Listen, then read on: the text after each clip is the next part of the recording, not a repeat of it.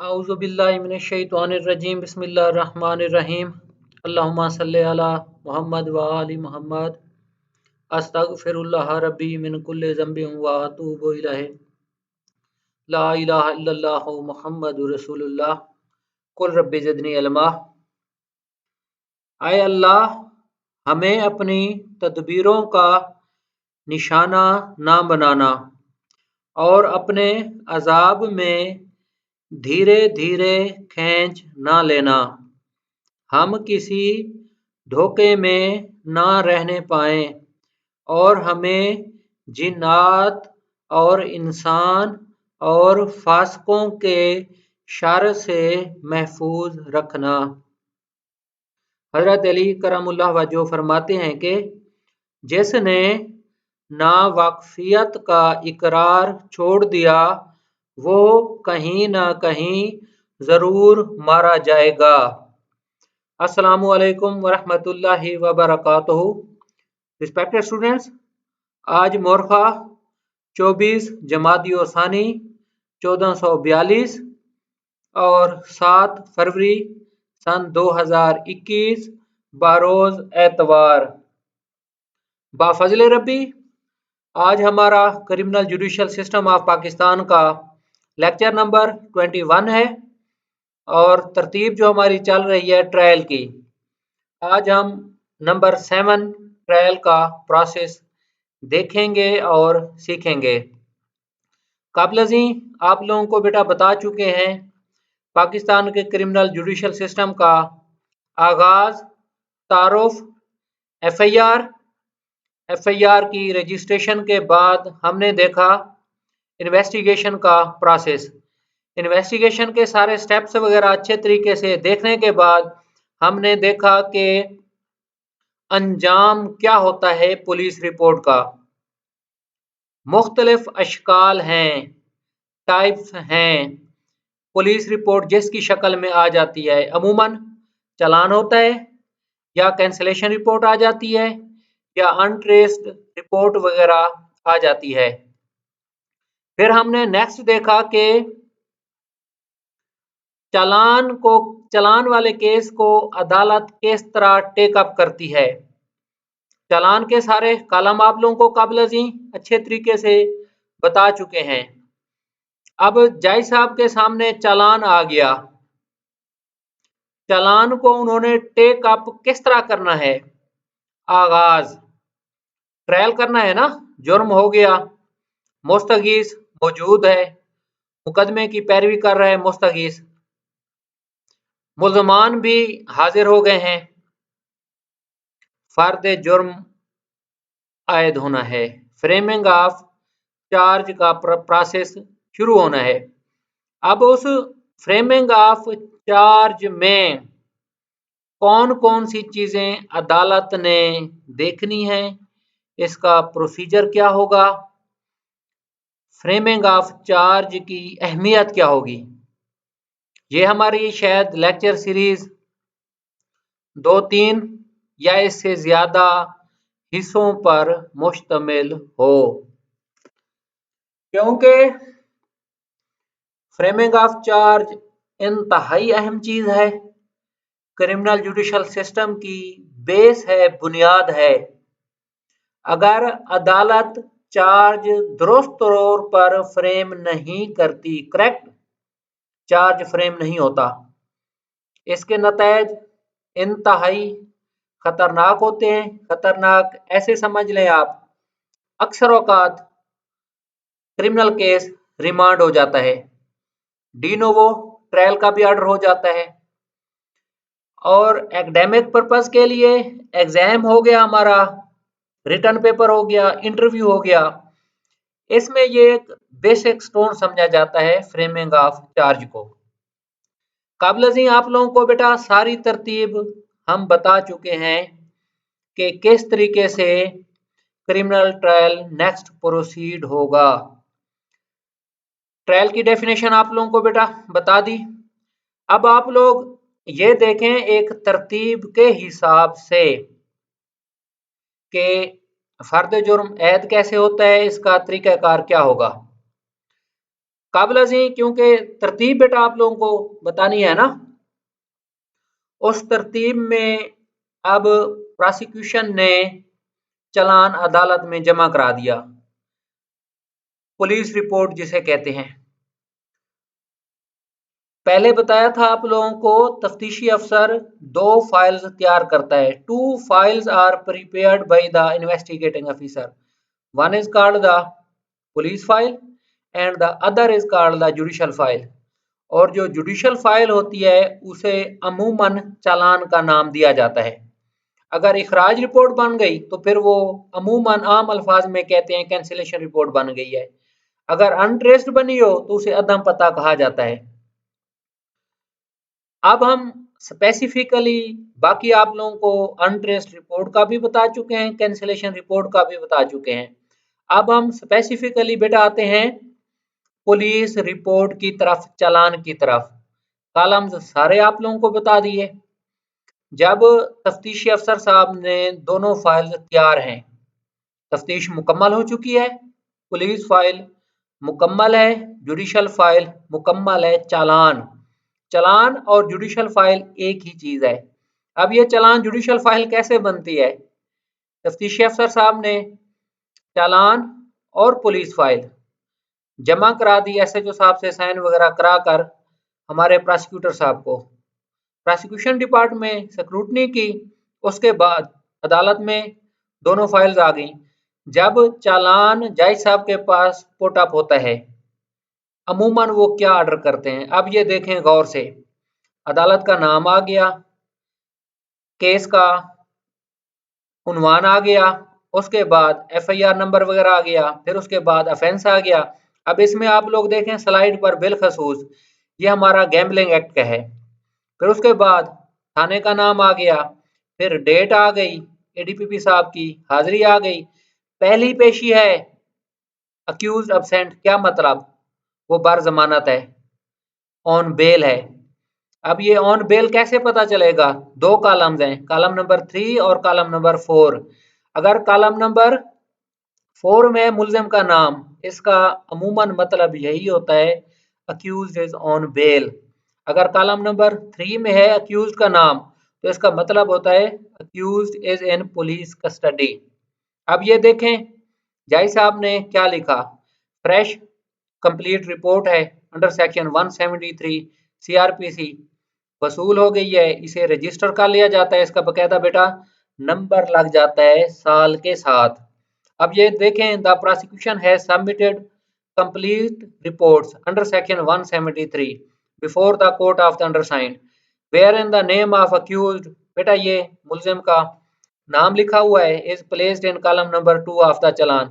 अब ये देखें एक मुल्जिम है कॉलम नंबर 2 में, जज साहब ने इसका हवाला दे दिया by declaring him innocent and accuse, दूसरा जो है Jan Shani is placed in column number 4 of the report. अब ये देखें बेटा कॉलम नंबर 2 में भी एक मुल्जिम का नाम है और कॉलम नंबर 4 में भी दूसरे मुल्जिम का नाम है। जज साहब ने ये लिख दिया। अब नेक्स्ट क्या लिखते हैं, I have perused the record as well as police file very minutely and have reached to conclusion that there is sufficient evidence to proceed against the accused mentioned in column number 4। अब देखें बेटा जो 2 है उसको नहीं छेड़ा, उसको वहीं रहना दिया कॉलम नंबर 2 में जो मुल्जिम है। कुछ जज साहबान ऐसे भी लिख देते हैं the accused who has been placed in column number 2 regarding him the decision will be made after hearing the complainant or prosecutor। कुछ जज साहबान ये भी लिख देते हैं, अगर ये लिख देते हैं फिर भी ठीक है। अब जज साहब ने जो अक्यूज्ड कॉलम नंबर 4 में है उसकी बाबत लिखा है, क्या लिखा है कि उन्होंने पुलिस फाइल को भी देखा और जुडिशियल फाइल को भी देखा। I have peruse the record as well as police file, record है चालान जो जज साहब के सामने है, और पुलिस फाइल को भी very minutely and have reached to conclusion that there is sufficient evidence to proceed against the accused mentioned in column number 4. Full stop. अब नेक्स्ट क्या है? I hereby take the cognizance of offense and there is sufficient ground for proceedings to connect the accused with the commission of offense. अच्छे तरीके से चालान को देखा, नक्शा, मौका मुलहजा, साइट प्लान को देखा, विटनेसेस की स्टेटमेंट अंडर सेक्शन 161 देखी, एफआईआर देखी, सारी चीजें सोच समझ के जज साहब इस नतीजे पर पहुंचे हैं। अब ये बेटा देखें, I hereby take the cognizance of offence. अब जज साहब ने कॉग्निजेंस ले ली है अंडर सेक्शन 190 सीआरपीसी और 204 देखें जो आप लोगों को कबल अजीम पढ़ा चुके हैं सीआरपीसी का, उसके ये अल्फाज हैं, and there is sufficient ground for proceedings to connect the accused with the commission of offence, के मुनासिब मवाद मटेरियल अवेलेबल है अगेंस्ट के अक्यूज्ड, अगेंस्ट द अक्यूज्ड, मुल्जिम के खिलाफ। फिर बेटा नेक्स्ट आगे चल रहे हैं। अब देखें नेक्स्ट ये पैराग्राफ 3 देखें, इसमें क्या ऑर्डर आ रहा है जज साहब का। Let accused John Shani mentioned in column number 4 of the report be summoned through summons from home address. अब उसके मुल्जिम को जज साहब ने तलब कर लिया है, कॉग्निजेंस ले ली है। अब नेक्स्ट पर मुल्जिम पेश हो जाता है। फिर जब मुल्जिम पेश हो जाता है, फिर कबल नहीं बेटा आप लोगों को बता चुके हैं कि क्या लिखा जाता है। Very simple, accused is present in the court, next date पर copies under section 241 A capital, अगर मैजिस्ट्रेटियल ट्रायल है तो, have been delivered to the accused now to come up for framing of charge. 8-10 दिन की अमूमन पेशी लगा देते हैं। अगर अक्यूज ऑन बेल है कोई मसला नहीं है, जज साहब ने 7 दिन से ज्यादा की पेशी लगानी है। उन्होंने अपना हिसाब देखकर कोर्ट मैनेजमेंट और कोर्ट के जो केसेस हैं उन चीजों को मद्देनजर रखकर नेक्स्ट जब उससे नेक्स्ट पेशी पर मुल्जिम आ जाता है तो यही ऑर्डर लिखते हैं, charge has been framed against the accused person. बेटा चार्ज फ्रेम कैसे करते हैं, उसका प्रोसेस क्या होता है, अब वो जरा गौर से देख लें। ये शुरू का आप लोगों को बता दिया। अब ये मुख्तलिफ बेटा ऑर्डर्स हैं, इनको आप देख लीजिएगा, स्लाइड पर बहुत क्लियर हैं। जब आप ये वीडियो देखेंगे ना, मेरे वो बहन भाई जो खासकर वीडियो देखेंगे, व्हाट्सएप में तो साफ ज़रा वीडियो आप लोगों को बेटा नजर नहीं आएगी। अब इसी को आप थोड़ा सा जरा डिटेल के साथ बेटा देख लें। अब ये रिपोर्ट आ गई है 173, वही बेटा अल्फाज हैं सारे। The prosecution has submitted the incomplete report. क्या मतलब, ऑफेंस बेटा देखें ये 324 है, 148 है और 149 है पीपीसी का। अब ये इनकम्प्लीट पुलिस रिपोर्ट है, ये फाइनल नहीं आई, कंप्लीट नहीं आई।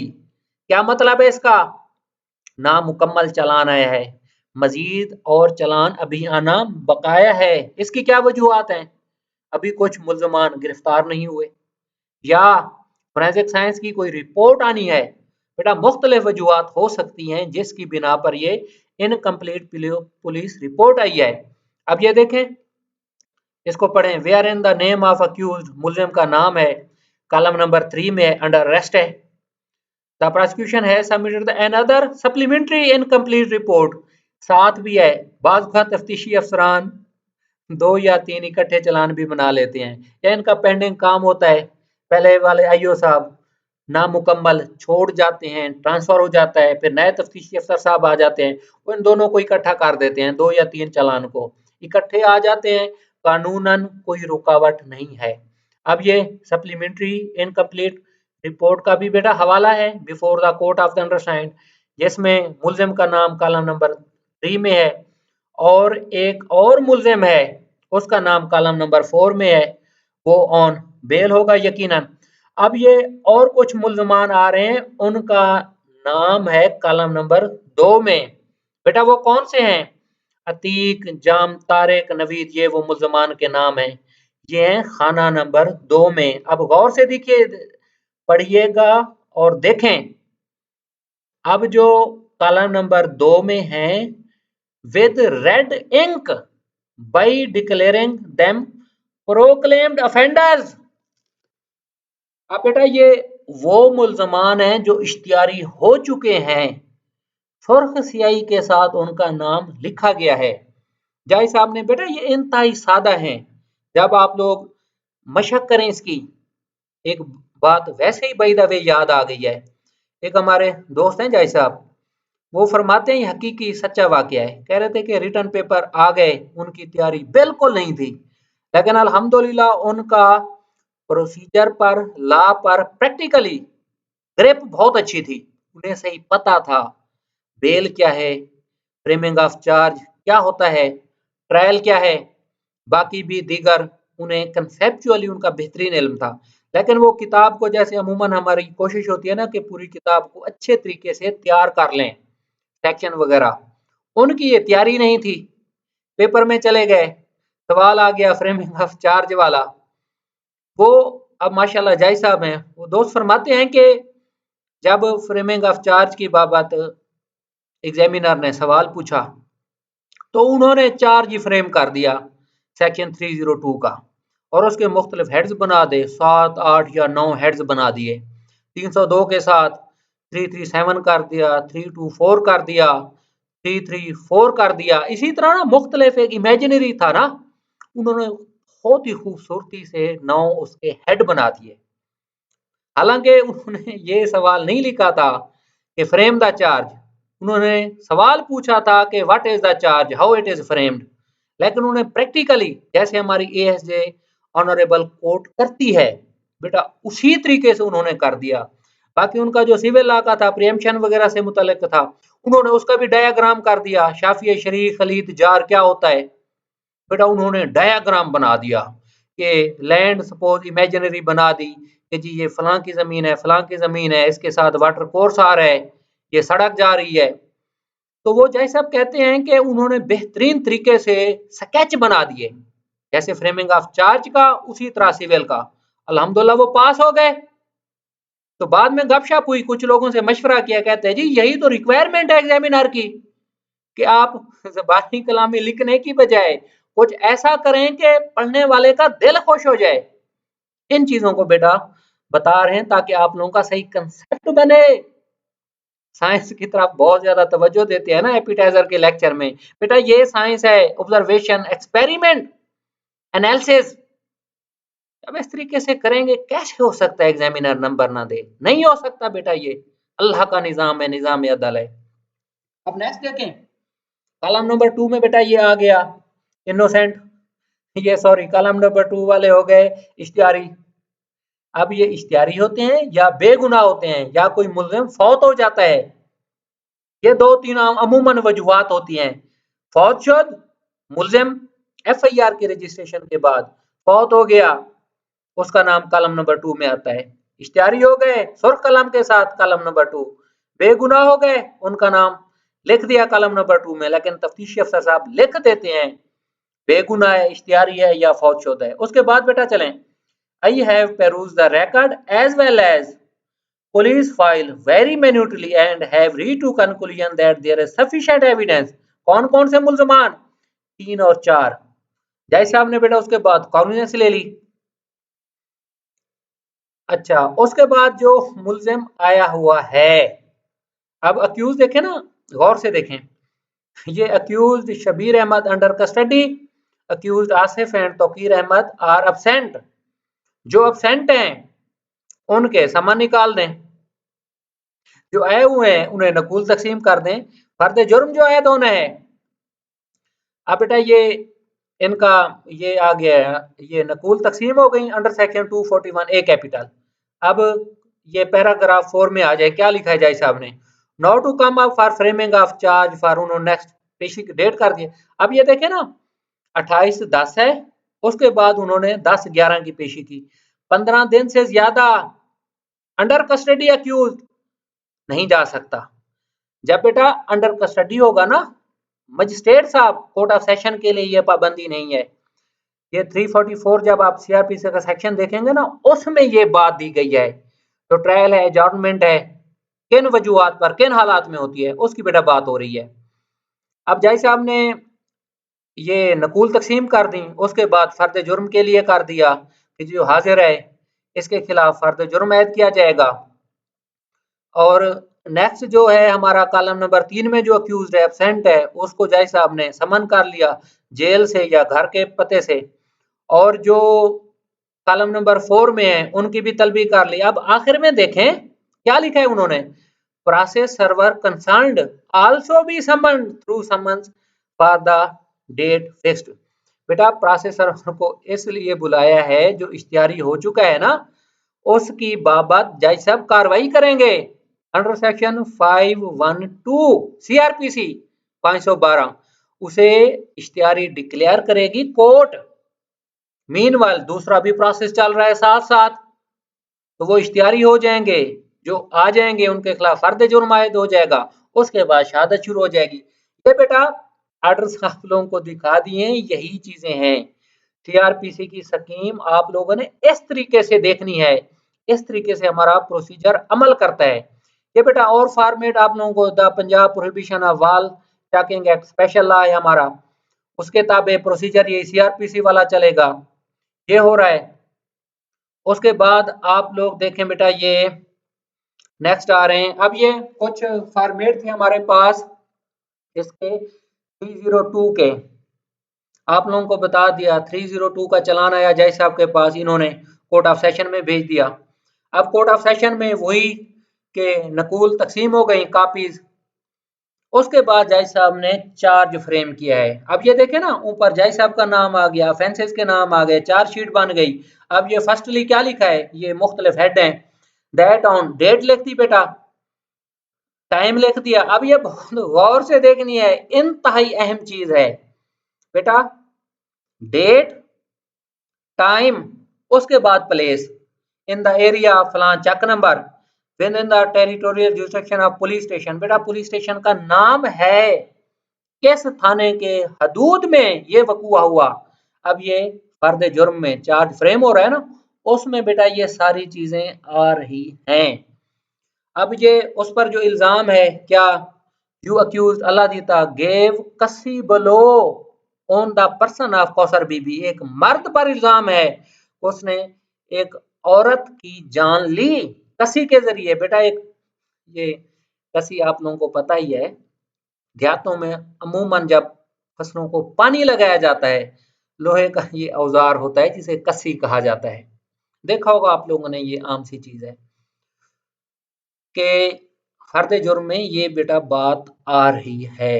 इसको complainant and wife of you accused Kausar Bibi daughter of complainant, अब मुस्तगीस की बेटी कत्ल हुई है, इल्जाम है घर वाले पर, who succumbed to that injuries, जो इन इंजरीज की वजह से उस औरत की डेथ हो गई। thus you have committed कत्ल Ahmad of Kausar Bibi and thereby committed an offence punishable under section 302 PPC which is within the cognizance of this court। बेटा ये आ गया फर्द जुर्म, इसका फर्स्ट हेड है। सेकंड देखें, that you accused Ghulam and Qayyum have abetted the accused Aladita to commit Qatl Ahmad of his wife and he committed the said offence at your abatement. Thus, you have committed the offence punishable under section 302 109 PPC, which is within the cognizance of this court। बेटा ये फर्द जुर्म ऐद हुआ है, मुल्जमान है, अलादीता है, ठीक है ना, और दूसरे हैं गुलाम एंड कयूम, दो मुल्जमान और हैं जिन पर अबेटमेंट का इल्जाम है, उन पर हेड और बना है फर्द जुर्म का, ठीक है बेटा। उसके बाद ये जज साहब ने क्या लिखा है, and I hereby direct you both the above named accused be tried by the court by this court for the commission of above mentioned offence. जज साहब का नाम आ गया। अब ये सर्टिफिकेट है, इंतहाई अहम है, इसको बेटा गौर से देख लें। It is certified that this charge against the accused has been framed in their presence and has been read over to them in the language which they easily understand, let the plea be recorded. अब ये बेटा तकाजा है कानून का, फर्द जुर्म है ना, इसको हम देख रहे हैं जज साहब ने क्या क्या एहतियात करनी है, सर्टिफिकेट क्यों बनाया गया है, उसमें क्या लिखा गया है। गौर से देख लें, समझ लें बेटा, फिर अपने तौर पर मशक करनी है इसकी बेहतरीन तरीके से। उसके बाद क्या आ रहा है स्टेटमेंट, अब उनकी प्ली रिकॉर्ड हो रही है। गौर से देखें, अल्लाह दीता क्या है, have you heard and understood the charge against you, yes, क्या आपने सुन लिया है, समझ लिया है कि चार्ज आपके खिलाफ क्या है। बेटा ये जज साहब का डायलॉग है मुल्जिम के साथ। मुल्जिम कहता है यस। नेक्स्ट क्वेश्चन क्या आ रहा है, do you plead guilty, answer क्या है, नो आई क्लेम ट्रायल। बेटा थर्ड क्वेश्चन क्या है, do you want to say anything else, anything at this stage, कि आप इस स्टेज पर कुछ कहना चाहते हैं। अक्यूज का जवाब क्या है, नो। उसके बाद बेटा जज साहब के 10 खत आ रहे हैं। अब ये ROANDAC, red over and admitted correct, ये इसका एब्रिविएशन है, ROANDAC, red over and admitted correct. बेटा ये है हमारा फर्द जुर्म सेशन केस का, इसको गौर से देख लें। इसी तरीके से और फर्द जुर्म है, जैसे आपका नाम आ रहा है बेटा, ये वही चीजें हैं जो पहले आप लोगों को बताई हैं। उसके बाद केस लाज हैं, लेकिन और एक फॉर्मेट देख लें। अब ये देखें बेटा, ये फर्द जुर्म बाद में फ्रेम हुआ है, केस रिमांड होके आया था। किसी जज साहब ने पहले फर्द जुर्म ऐड किया, लेकिन जो कानून की रूह है, मंशा है, उसके ताबे फर्द जुर्म नहीं हुआ था पहले। कोर्ट ऑफ सेशन में अपील गई, मुल्जिमा को सजा हो गई, अपील में केस रिमांड हुआ। अब ये देखें हेडिंग, अमेंडेड चार्जशीट, कि ये अमेंड हुई है, दोबारा चार्ज फ्रेम हुआ है अक्यूज पर। डी नो ट्रायल की भी सूरत हाल होती है, या ऑनरेबल एपीलेट कोर्ट नीचे मजिस्ट्रेट साहब को ऑर्डर कर देते हैं कि जी इसका चार्ज सही फ्रेम करें। क्या अगर डी नोवो का भी ऑर्डर करते हैं, बाज का वकला साहबान बयान रिकॉर्ड कराते हैं, जी शहादत सही कलम बंद हो चुकी है, अब सिर्फ दोबारा चार्जशीट अमेंड कर लें, उसके बाद फाइनल आर्गूमेंट सुन लें, उसके बाद फिर फैसला होता है। बेटा ये है मुख्तलिफ हेड्स। ऑफेंसेस कौन कौन से हैं, 324 पीपीसी, 337A1, 337A2, शजा के ये ऑफेंसेस आ रहे हैं, 337A3, 337F2, 337D, Pakistan penal code. बेटा ये ऑफेंसेस आप देख लें 6-7 बनते हैं। अब ये फर्स्ट हेड आप इसका देख लें, पहले जज साहब का नाम आ गया, ऊपर अदालत का नाम आ गया, ऑफेंस आ गया। फर्स्टली इसको गौर से देखें, दैट ऑन डेट आ गई बेटा। अब मिडनाइट टाइम नहीं लिखा गया, अब मुस्तगीस ने FIR कराई, टाइम नहीं लिखा, सिर्फ यही लिख दिया मिडनाइट, ठीक है जी, जैसे आपने हवाला दे दिया। अब एरिया आ रहा है, टेरिटोरियल जुरिडिक्शन आ रही है पुलिस स्टेशन वगैरह की। अब और उसका नाम आ रहा है, you accused armed with respective weapon assaulted at the daughter of the complainant and inflicted knif।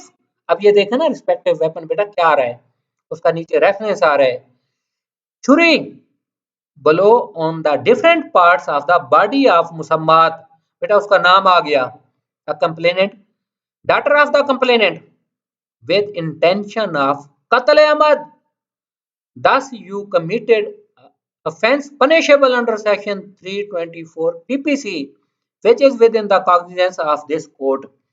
बेटा ये फर्स्ट हेड आ गया। उसके बाद सेकंड हेड देखें 337A1, थर्ड को देखें 337A1। बेटा ये मुख्तलिफ इंजरीज हैं। अब ये देखें ना, सर पर गर्दन पर छुरी से मुख्तलिफ वार किए, जो मुख्तलिफ वार हैं। MLC हुआ मजरूब का, मेडिको लीगल सर्टिफिकेट, तो डॉक्टर साहब ने मुख्तलिफ ऑफेंसेस लिख दिए, उसी के हिसाब से ये फर्द जुर्म ऐद हो रहा है, ये हुआ है। तो थर्ड बेटा आप देखें, उसके बाद आप लोग देखें बेटा, ये थर्ड के बाद 4 आ गया, फोर्थली, उसके बाद फिफ्थली, फिर 6 नंबर वाला, फिर है 7 नंबर वाला। जब ये सारे लिख लिए, उसके बाद क्या आ रहा है,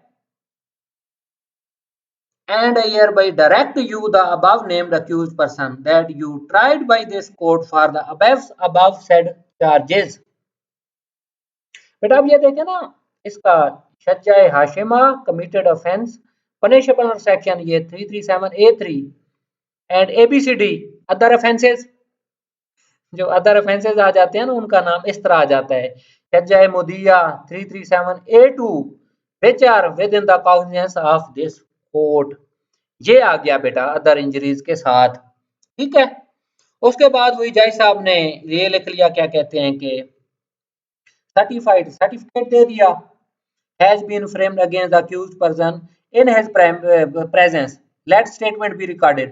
अब उसकी स्टेटमेंट रिकॉर्ड करा ली कि आपने सुन लिया, समझ लिया, yes do you plead guilty, I pleaded not guilty. बेटा ये है आज के लिए इतना ही काफी, तारुफ सारा बताया, फिर फॉर्मेट्स बताए। जैसे शुरू में गुजारिश की है, इंशाल्लाह ताला बहुत जल्द बेटा नेक्स्ट आप लोगों को बताएंगे। अभी फिलहाल सरे दस्त इसको गौर से देख लें, समझ लें, इंशाल्लाह ताला रेलिवेंट सेक्शंस भी देखेंगे और जजमेंट्स भी देखेंगे, जजमेंट्स भी गौर से देखेंगे। अल्लाह पाक बेटा आप लोगों का हामी और नासिर हो। इन गुजारिशात के साथ आप लोगों से इजाजत चाहेंगे, दुआओं में याद रखिएगा। अल्लाह रब्बुल इज्जत हम सब लोगों का हामी और नासिर हो। अस्सलामु अलैकुम व रहमतुल्लाहि व बरकातुहू।